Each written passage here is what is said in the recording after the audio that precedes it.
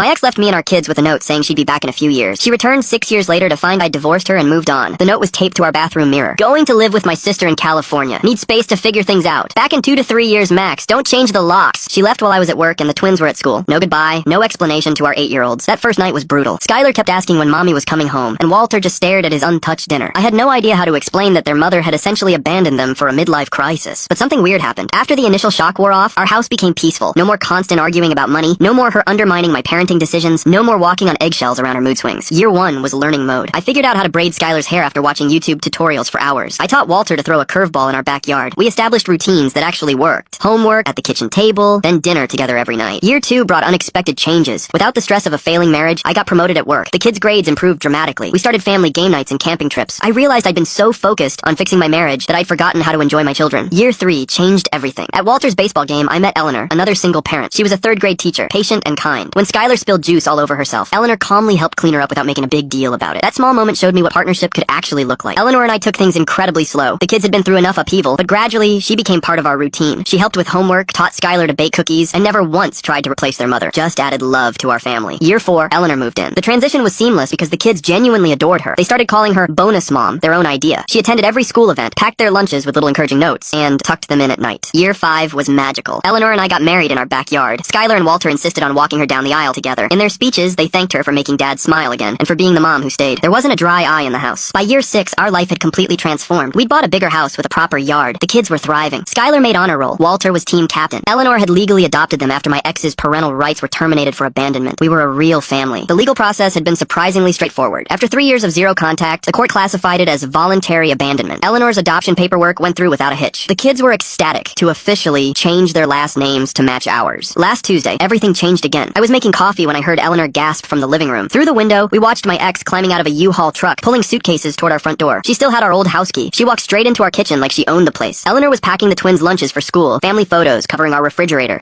To watch part 2, tap the profile picture to go back to the home page and select the pinned video. To continue, tap the arrow in the bottom right corner and copy the link. Then tap the CapCut icon in the bottom left. Finally, click the red button.